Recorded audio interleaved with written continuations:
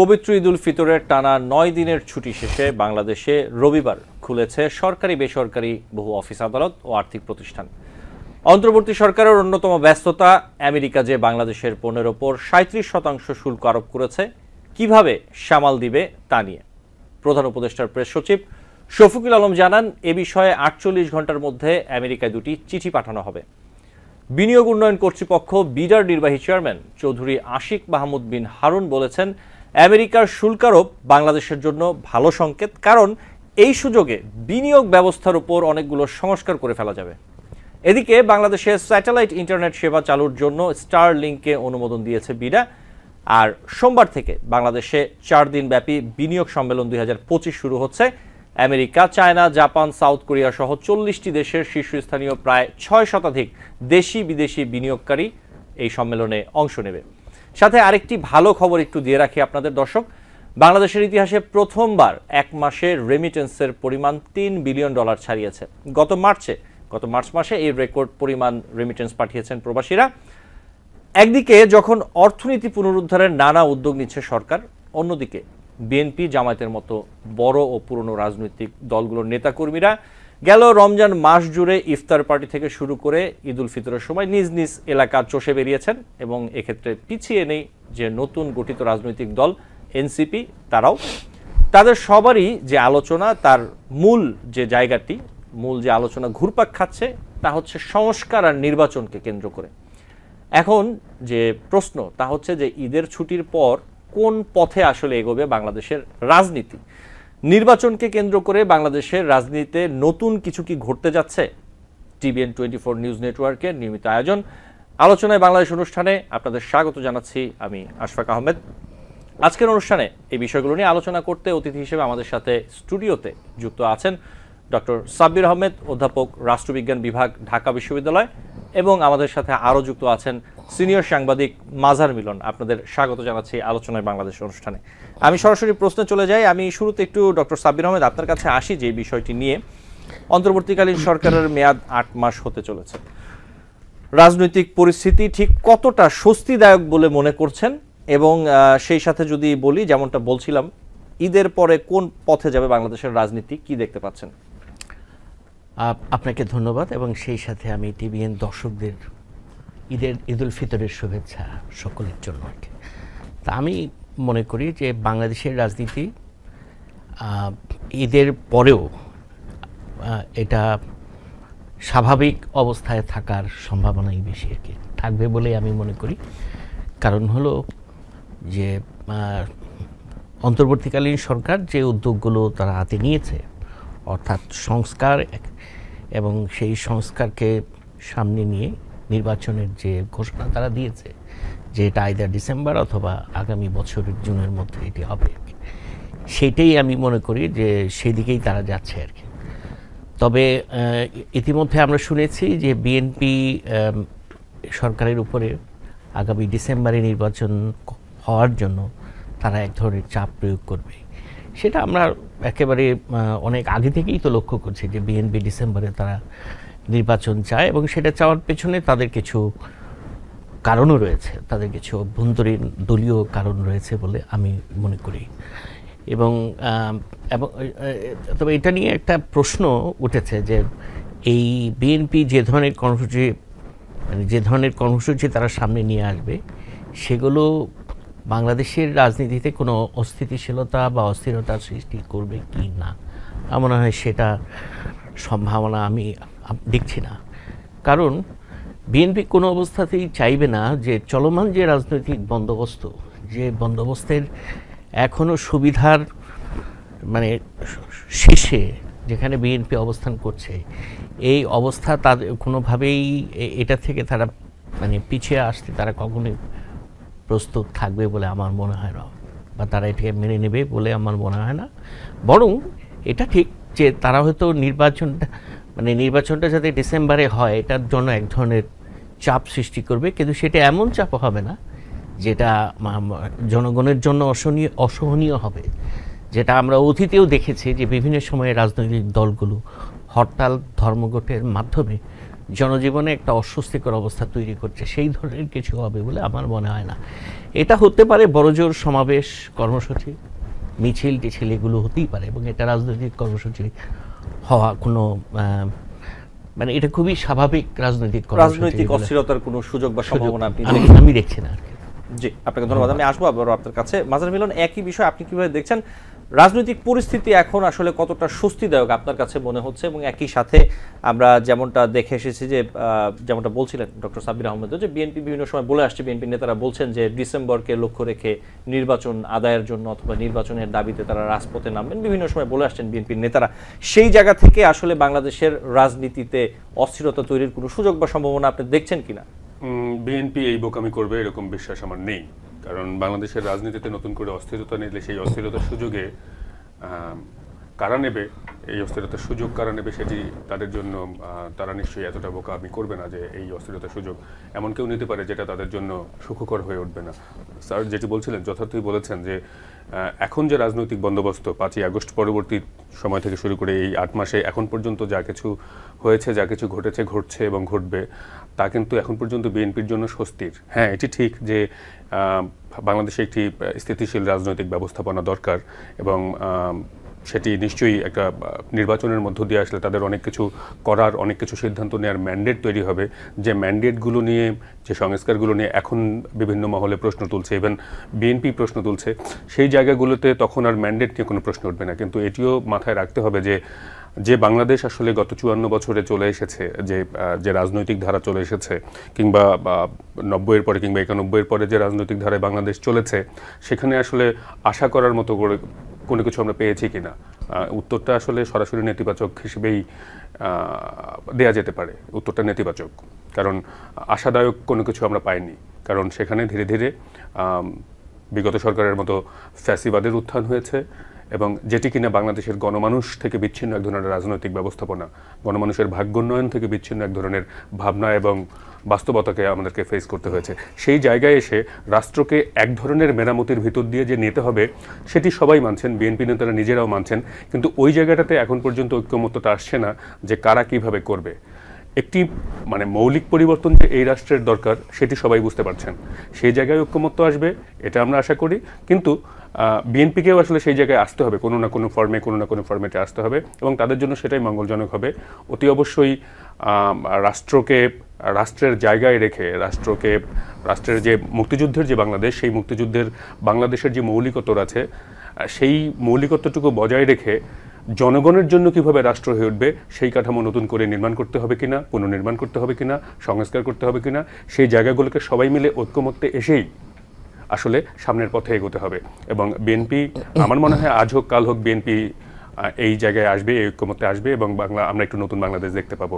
আর আপনি যে রাজনৈতিক অস্থিরতার কথা বললেন, সেটি আসলে কেউ এখন করবে বলে আমার অন্তত মনে হয় না। আপনি যে ঐক্যমত্যের কথাটি বলছেন, এই জায়গায় যদি আমরা একটু আসি, যে এই যে ঐক্যমত্যের যে আলোচনা হচ্ছে, এখানে যে প্রয়োজনীয় জায়গাগুলো অথবা যে বিষয়গুলো রয়েছে, এই বিষয়গুলো আসলে কতটা স্পষ্ট সরকারের পক্ষ থেকে অথবা রাজনৈতিক দলগুলোর পক্ষ থেকে, এই বিষয়টি আপনি কিভাবে দেখেন? একই সাথে আমি যদি একটু জিজ্ঞেস করি যে এই যে ঐক্য তৈরির যে প্রচেষ্টা, এই জায়গাটি আসলে কোনো ঘাটতি দেখতে পারেন যে সরকারের পক্ষ থেকে অথবা যে রাজনৈতিক দলগুলো বড় অংশীজন যারা আছে, বিএনপি, জামায়াত সহ, তাদের পক্ষ থেকে আসলে কোনো ঘাটতি রয়েছে?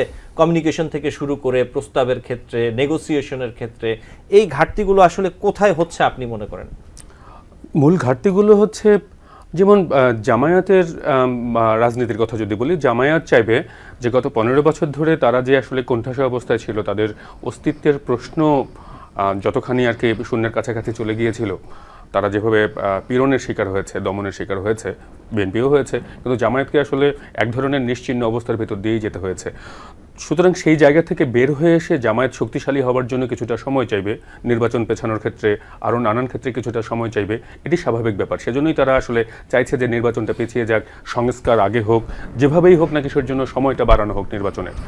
বিএনপি যেহেতু সুবিধাজনক অবস্থায় আছে, তার রাজনৈতিক দল একটি সুসংগঠিত রাজনৈতিক দল, এবং 5ই আগস্টের পরপরই তারা খুব দ্রুত সময়ের মধ্যেই আবার সেই রাজনৈতিক নিয়ন্ত্রণ যেটি আর কি দলের উপরে, সেটি অনেকখানি আনতে পেরেছে বিচ্ছিন্ন কিছু ঘটনা ছাড়া। সুতরাং তারা আসলে একটি নির্বাচন হলে তারা সরকার গঠন করতে পারবে, এই বিষয়ে যেহেতু তারা নিশ্চিন্ত, সুতরাং তাড়াতাড়ি তারা ক্ষমতার স্বাদ পেতে চাইবেন, এটিও স্বাভাবিক। এনসিপি যেটি বলছে যে সংস্কার দরকার। ইনফ্যাক্ট ছাত্ররা যে 5ই আগস্টের মূল কারিগর ছিল, আমাদেরকে এটি বারবার স্বীকার করে নিতে হবে। আমরা বিএনপির ত্যাগ স্বীকার করি, বিএনপির 15 বছরের লড়াই স্বীকার করি, জামায়াতের দমনপীড়নের ভেতর দিয়ে যাওয়া স্বীকার করি। এই 5ই আগস্টের যে অভ্যুত্থান, সেটিতে তাদের অবদান, তাদের নেতাকর্মীদের অবদান স্বীকার করি। কিন্তু দিন শেষে এটাকে মাথায় রাখতে হবে, এই আন্দোলন, এই অভ্যুত্থান, এই বিপ্লব ছিল আসলে ছাত্রদের নেতৃত্বে বিপ্লব, ছাত্রদের ভাবনার ফসল, এবং এই যে সত্যিকারের বৈষম্যহীন বাংলাদেশ তৈরির যে আকাঙ্ক্ষা তাদের, সেটি থেকে এসেছে। সুতরাং এই যে আমি ধরে নিচ্ছি যে এখন পর্যন্ত এনসিপি সেই প্রতিনিধিত্ব করছে, সেই এনসিপি নতুন দল হিসেবে আসলে তাদেরও নিজেদের সংগঠিত হওয়া, সুসংগঠিত হওয়া, নিজেদেরকে একটুখানি আদল দেয়া, আসলে তাদের তো এখন পর্যন্ত তেমন কোনো আদল তৈরি হয়নি রাজনৈতিক দল হিসেবে, সেই আদলটুকুর জন্য সময় চাইবে, তারা চাইছে, এটি স্বাভাবিক ব্যাপার। সুতরাং এই জায়গায় এই যে অনৈক্যের যে জায়গাটা কিংবা চাওয়ার যে ভিন্নতাটা, সেটি আসলে আমার যৌক্তিক। কিন্তু রাষ্ট্রের পরিবর্তনের ব্যাপারে, সংস্কারের ব্যাপারে দেখুন, বিএনপি কিন্তু সংস্কারের কথা অনেকদিন ধরে বলে আসছে, এবং তাদের যে 31 দফা, সেখানে অনেক কিছু কাভার করে। কিভাবে হবে সেটি তারা বলেনি, কিন্তু কোন কোন জায়গাগুলোতে তারা কাজ করতে চায় সেটি কিন্তু তারা মোটামুটি বলেছে। এবং তাদের যে ব্যাখ্যাগুলো আমরা এখন পর্যন্ত পেয়েছি, তাদের ব্যাখ্যাগুলো কিন্তু এই যে সংস্কার প্রস্তাবগুলো এসেছে সেটির সাথে খুব বেশি কন্ট্রাডিক্টরি না। যেমন কিছু কন্ট্রাডিক্টরি বিষয় আছে, প্রধানমন্ত্রীর মেয়াদকাল নিয়ে কথা আছে, প্রধানমন্ত্রী কতবার হতে পারবেন না পারবেন সেটি নিয়ে প্রশ্নগুলো রয়েছে। কিন্তু রাষ্ট্রের যে সংস্কার দরকার, প্রধানমন্ত্রীর ক্ষমতা কাঠামোর যে একটা পরিবর্তন দরকার, সেটি কিন্তু তারাও বোধ করছে, এবং আমরা সবাই বোধ করছি, বাংলাদেশ বোধ করছে। তো সেই জায়গাগুলোকে ঐক্যমত্যে আসতে হবে আসলে।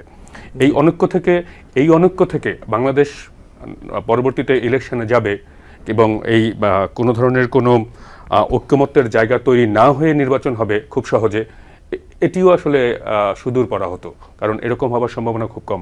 বাংলাদেশের জনগণ আসলে সেই পথে আসলে কোনো নির্দিষ্ট শক্তিকে রায় দেবে কিনা সেটিও কিন্তু ভাবতে হবে, রাজনৈতিক দলগুলোকেও, সরকারগুলোকেও।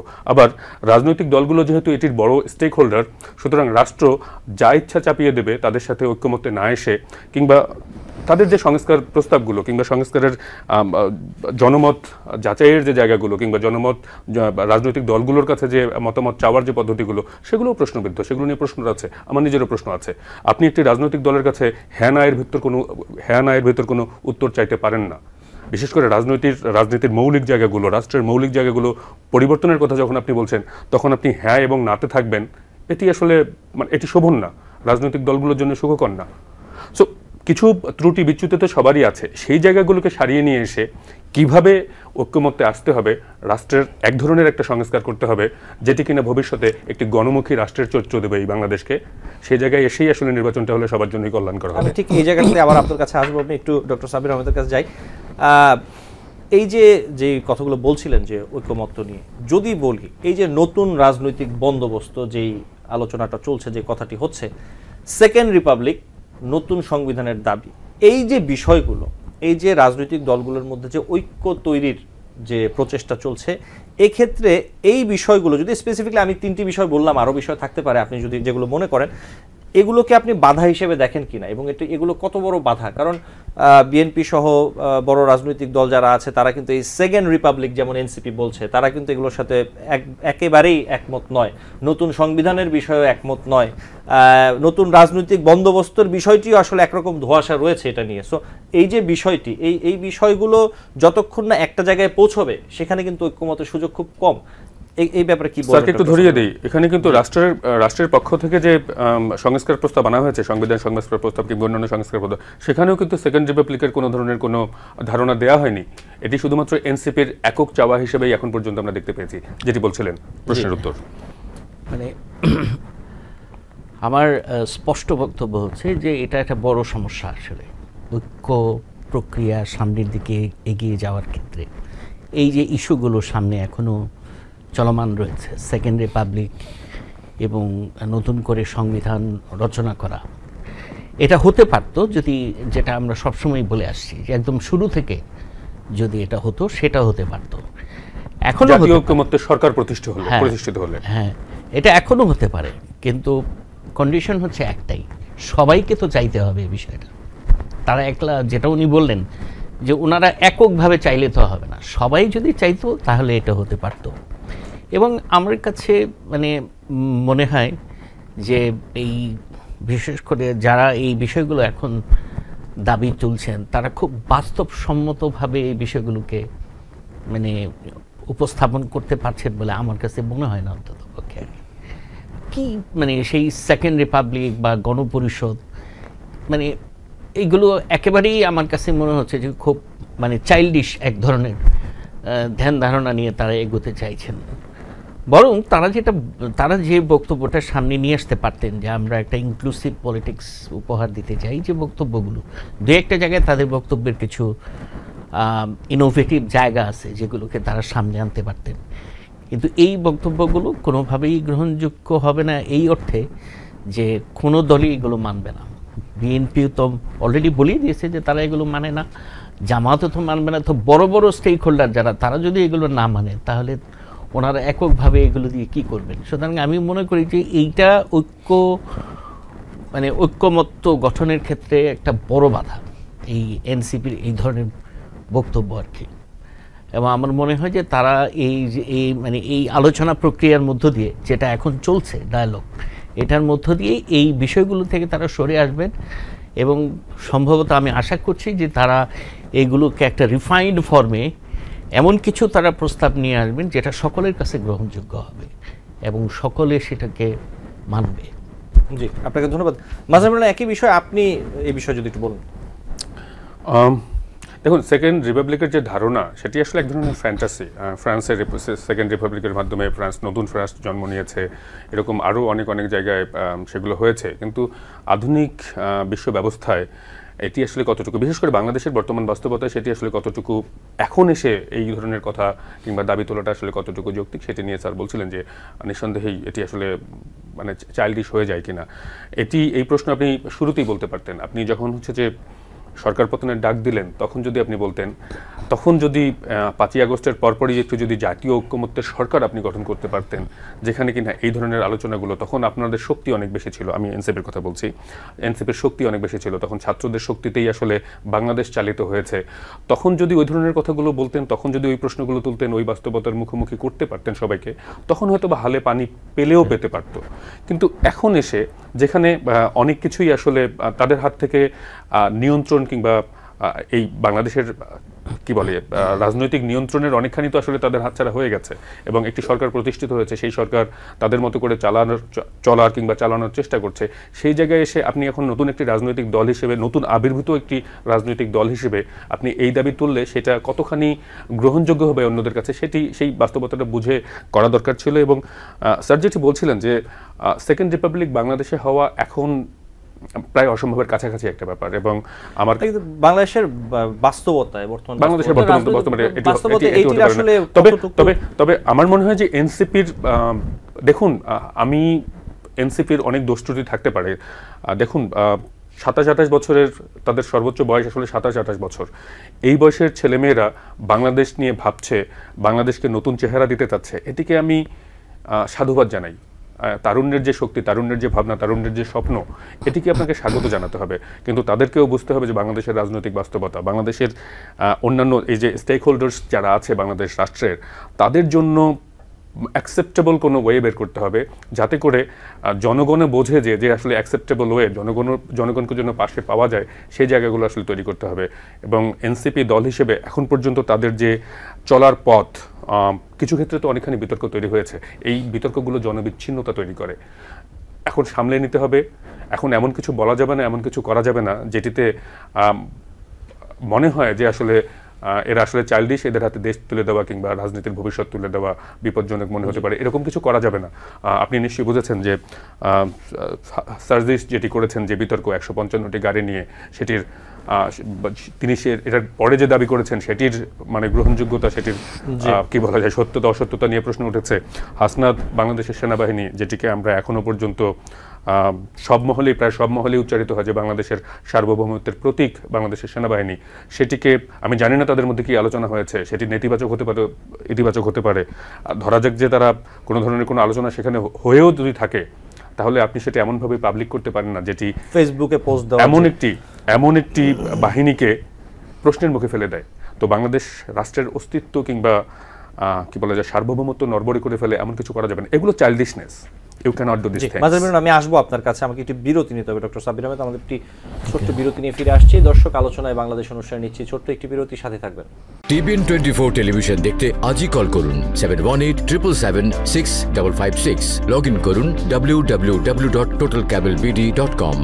দর্শক আলোচনায় বাংলাদেশ অনুষ্ঠানে আপনাদের আবারও স্বাগত জানাচ্ছি। আমাদের সাথে আছেন দুজন অতিথি। আমি সরাসরি প্রশ্নে চলে যাই বিরতির পর। ডক্টর সাব্বির আহমেদ, আপনার কাছে একটু আসি।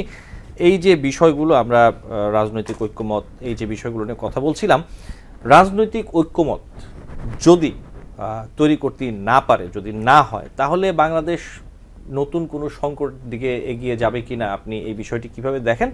এবং বাংলাদেশের রাজনীতিতে নতুন কিছু ঘটার কোনো সুযোগ সম্ভাবনা দেখছেন কিনা যদি রাজনৈতিক ঐক্যমত না হয়? কঠিন প্রশ্ন, কঠিন প্রশ্ন। যদি রাজনৈতিক ঐক্যমত না হয়, আমার মনে হয় যে এই জায়গা থেকে ফেরত আসার কোনো সুযোগ কারোরই নাই এখন যে অবস্থায় দাঁড়াইছে।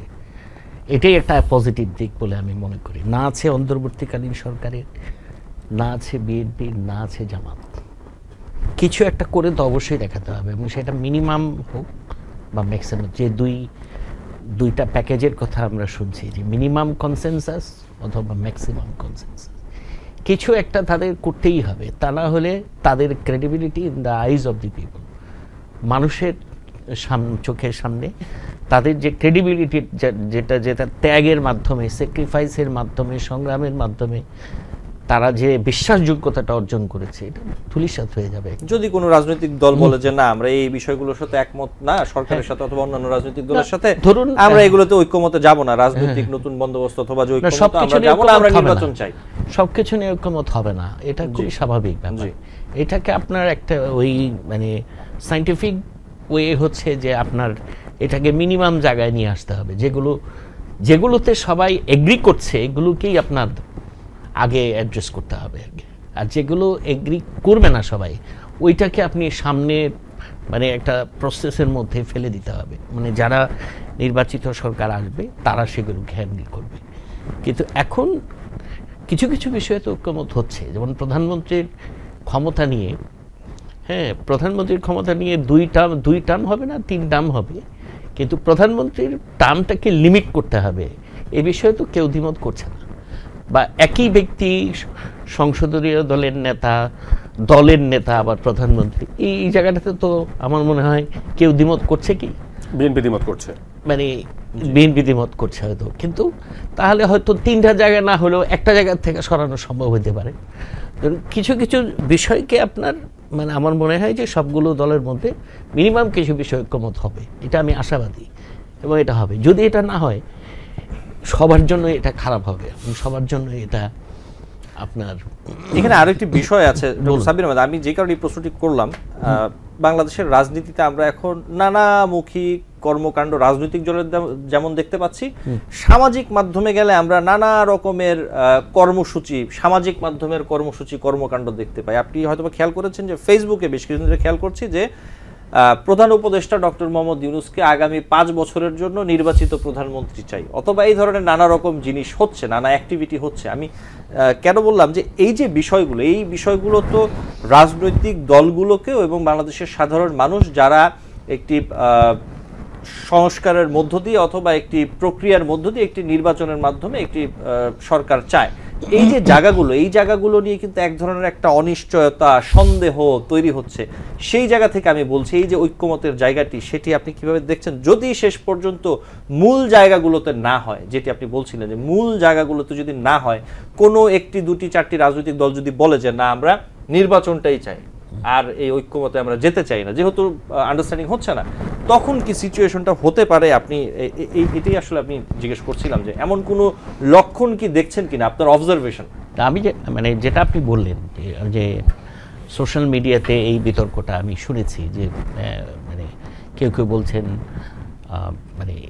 ডক্টর মোহাম্মদ ইউনূসকে এমন জায়গায় নিয়ে যাচ্ছেন যে উনি বিশ্বের এমন একজন রাষ্ট্রনায়ক যেটা বাংলাদেশে আর কখনোই আসে নাই। নানান ধরনের মিথ তৈরি করে তাকে যেভাবে করা হচ্ছে, তাকে সামনে উপস্থাপন করা হচ্ছে, এটা আমিও শুনেছি আর কি।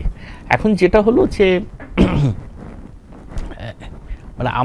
আমার বক্তব্য হলো যে এই গভর্নমেন্টে লিঙ্গার করতে গেলে এটা আপনার আমার ধারণা যে আবার রাজনৈতিক ঝামেলা শুরু হবে, যেটা প্রধানমন্ত্রী শেখ হাসিনার সময়ে যে ঝামেলাগুলো শুরু হয়েছিল, যে আবার রাজনৈতিক দলগুলো কিন্তু এই যদি এরকম কোনো ইন্টেনশন তিনি প্রকাশ করেন, তাহলে বোঝা যাচ্ছে যে তিনি এটাকে কোনো না কোনোভাবে এটাকে প্রলং করবেন, এবং সেটাকে যদি দীর্ঘায়িত করেন তাহলে রাজনৈতিক বিভাজন শার্পলি আবার সরকার প্রধান উপদেষ্টার পক্ষ থেকে অথবা সরকারের পক্ষ থেকে এ ধরনের কোনো কিছু এখন পর্যন্ত আমরা কথা বলা অথবা আমরা সেটা দৃশ্যমান না দেখলে আমরা যেটি দেখতে পাচ্ছি, যেমন সার্জিস আলম কিন্তু কয়দিন আগেও এই বিষয়ে কথা বলেছেন। তো এই বিষয়গুলো আসলে নানাভাবে প্রশ্নবিদ্ধ করছে, নানা রকম রাজনৈতিক সন্দেহের তৈরি করছে এই জায়গাটিতে। আমি আসবো ডক্টর সাব্বির আহমেদ, আমি একটু একই বিষয় মাজার মিলন আপনার কাছে আসি। এই যে জায়গাটি, যে বিষয়গুলো চলছে, আপনি নিশ্চয়ই এই জিনিসগুলো দেখছেন, এগুলো দেখে আপনার কি মনে হচ্ছে এই যে সংস্কার, এই যে ঐক্য, এই যে কথাগুলো হচ্ছে, শেষ পর্যন্ত এগুলো কোথায় যে ঠেকবে অথবা ঠেকার সম্ভাবনা দেখুন, দেখছেন? নাগরিক হিসেবে আমি মনে করি যে ঐক্যমত্য প্রয়োজন আছে। সবাই মিলে ইতিবাচক পথে বাংলাদেশকে এগিয়ে নেওয়ার জন্য যেটি করা দরকার সেটি করবেন। সেটি ওই সীমিত সংস্কার কিংবা বড় আকারের সংস্কার যাই হোক না কিসের জন্য, আমি ব্যক্তিগতভাবে ধারণা করি যে বড় আকারের সংস্কার দরকার আছে। এবং বাংলাদেশের গণমানুষ একবার প্রতারিত হয়েছে আওয়ামী লীগ দিয়ে। 2007 সালের যে সংস্কারের যে ব্যবস্থা কিংবা উদ্যোগ নেওয়া হয়েছিল, আওয়ামী লীগ তখন অঙ্গীকার করেছিল যে হ্যাঁ, আমরা ক্ষমতায় গেলে এই বিষয়গুলো পরিবর্তন করব। তারা সেগুলো করেছে ঠিকই, হয়তো বা নিজেদের মতো করে, যেটিকে তারা মানে আজীবন ক্ষমতা থাকার যে বন্দোবস্তগুলো সেই জায়গাগুলো তৈরি করেছে। সুতরাং গণমানুষ একবার যখন প্রতারিত হয়, তখন তারা আসলে বারবার প্রতারিত হওয়ার ভয়টা আসলে তাদের অমূলক না। সুতরাং এক ধরনের পরিবর্তন লাগবে, এই সরকারকেই করতে হবে, অথবা এমন একটি ব্যবস্থাপনা দরকার হবে যাতে করে এই জায়গাটি থেকে কেউ সামনের দিকে নড়চড় করতে না পারে, এমন একটা ব্যবস্থা লাগবে। যদিও রাজনৈতিক সরকার পরবর্তীতে চাইলে অনেক কিছু করে ফেলতে পারে, কিন্তু অন্তত এক ধরনের এই যে আকাঙ্ক্ষার কথা বলা হচ্ছে, ছাত্র জনতার যে আকাঙ্ক্ষার কথা বলা হচ্ছে, সেই আকাঙ্ক্ষাকে গুরুত্ব দিতে হবে, মূল্য দিতে হবে। না হলে যে রাজনৈতিক দল এর বাইরে যেতে চাইবে, তাকে মনে করতে হবে যে সে আসলে গণবিচ্ছিন্নতার রাজনীতি করতে চাচ্ছে, whoever he or she is. এটি একটি ব্যাপার। আরেকটি ব্যাপার হচ্ছে যে এই যে ডক্টর ইউনূসকে 5 বছরের জন্য ক্ষমতায় দেখতে চান, এগুলো বালখিল্যপনা, এগুলো হচ্ছে রাজনৈতিক বালখিল্যপনা। ডক্টর ইউনূস কি কখনো বলেছেন আমি 5 বছরের জন্য থাকতে চাই? ডক্টর ইউনূস তো কখনো বলেননি।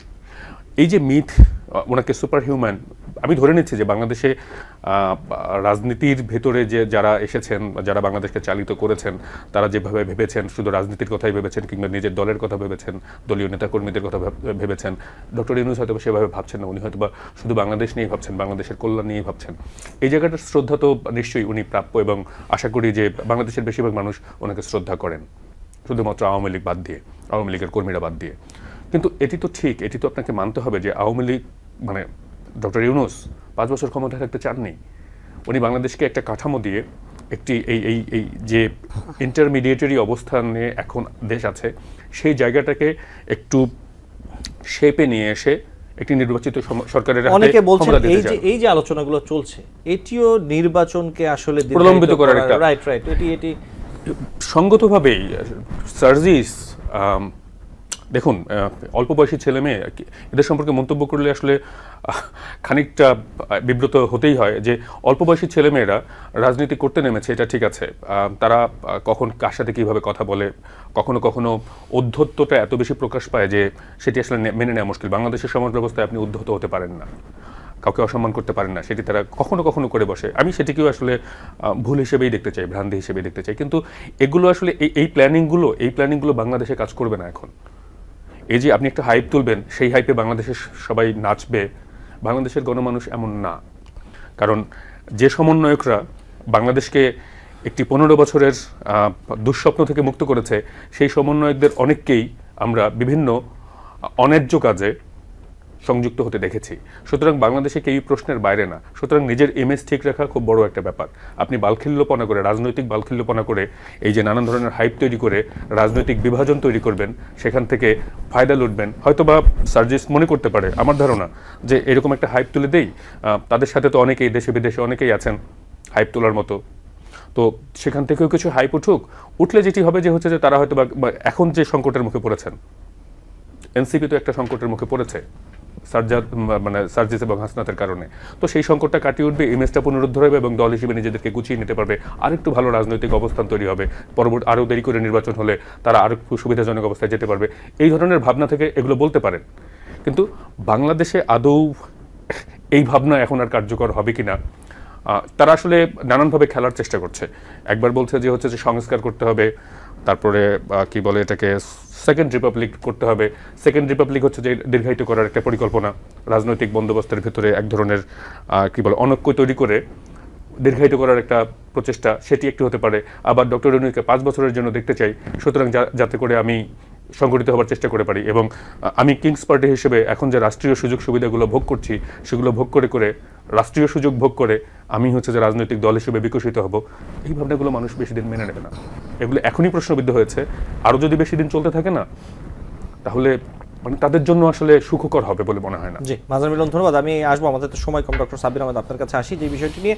এই যে মাজার মিলন যেমনটা বলছিলেন যে জনগণের কথা যদি বলি, বাংলাদেশের বিভিন্ন রাজনৈতিক দলের নেতারা তারা তাদের বক্তব্যে বিভিন্ন সময় বলে জনগণ চায়, জনগণের দাবি, আমাদের পাশে জনগণ রয়েছে। অনেক ক্ষেত্রে আমরা দেখি যে সরকারের যারা কর্মকর্তা আছেন তারাও অনেক সময় বলেন যে দেশের মানুষ এখন এইটা চাচ্ছে। এই যে এখন যা চলছে, এই যে সংস্কার প্রক্রিয়া, বিশেষ করে যদি বলি সংস্কার প্রক্রিয়া, তারপরে নির্বাচনকে কেন্দ্র করে যা চলছে, এইখানে সাধারণ জনগণের সম্পৃক্ততার জায়গাটা আপনি কোথায় দেখেন? এখানে কতটুকু সাধারণ জনগণের সম্পৃক্ততার জায়গা রয়েছে? তাদের দাবির জায়গায় তো সব জায়গায় জনগণ, রাজনৈতিক দলগুলো থেকে শুরু করে সরকার সবাই বলে জনগণ চায়, জনগণকে অ্যাট্রিবিউট করতে পছন্দ করে তারা। বাট এই যে কিন্তু তারা আসলে সম্পৃক্ত কোথায় এই জায়গাগুলোতে? এক কথায় যে তাদের কোনো সম্পৃক্ততা আমরা আসলে এই যে যত ধরনের সংস্কার প্রক্রিয়া চলমান, এখানে আমি কোনো জনগণকে খুঁজে পাই না, সত্যি কথা যেটা আর কি। এখানে যাদেরকে খুঁজে পাই সেটা হলো ঘুরে ফিরে সেই এলিট যারা সমাজের নেতৃত্ব দিচ্ছেন রাজনীতিকে, তাদের স্বার্থই বারবার এখানে ঘুরে ফিরে আসে। তবে হ্যাঁ, এর মধ্য দিয়ে মানে জনগণের স্বার্থটা তখনই আসবে যখন তাদের গুড ইন্টেনশন এই সংস্কার প্রক্রিয়ার মধ্য দিয়ে জনগণের কিছু করার, মানে সাধারণ মানুষের জন্য কিছু করার যদি তারা উদ্যোগ গ্রহণ করেন, সেটাই হবে সত্যিকারের জনগণের জন্যই করা। ইনফ্যাক্ট স্বাধীনতা উত্তরকালে আমরা ওই অর্থে বাংলাদেশে জনগণকে তো সবসময়ই বলেছে যে আমরা সবাই বলেছে, এক শুধু সব রাজনৈতিক দলে জনগণ টার্মটা আসলে ব্যবহার করার জন্য টার্মটা সবসময় ব্যবহৃত হয়েছে স্বাধীনতার পরের থেকে আর কি। তো ওই অর্থে জনগণ কখন ক্ষমতায়িত ছিল সেটাই তো প্রশ্ন, সেই প্রশ্নেরই তো কোনো উত্তর খুঁজে আমরা ওইভাবে পাই না আসলে সত্যিকার অর্থে যদি আমি বলি আর কি। হ্যাঁ, ধরেন এই জনগণকে ব্যবহার করে তো একটা দল 16 বছর একটানা ক্ষমতায় থেকে গেল, নির্বাচনকে একদম মানে তছনছ করে দিয়ে, নির্বাচন নামক যে একটা প্রতিষ্ঠান, যে প্রতিষ্ঠানের মধ্য দিয়ে আসলে জনগণ ক্ষমতার সাথে মানে যথার্থভাবে সম্পৃক্ত হয়, তিনটা নির্বাচনকে একদম তছনছ করে দিয়ে হ্যাঁ জনগণকে আরো দূরে ঠেলে দিল বিচ্ছিন্নতা। আমাদেরকে শেষ করতে আমাদের সময় আজকে শেষ, নিশ্চয়ই অন্য কোনো দিন আপনার সাথে আবারও কথা হবে। মাজার মিলন, আপনাকে ধন্যবাদ জানাচ্ছি আজকে যুক্ত হওয়ার জন্য। দর্শক, আলোচনায় বাংলাদেশ অনুষ্ঠানে আজ এই পর্যন্তই। পরবর্তী অনুষ্ঠান দেখার আমন্ত্রণ জানিয়ে বিদায় নিচ্ছি।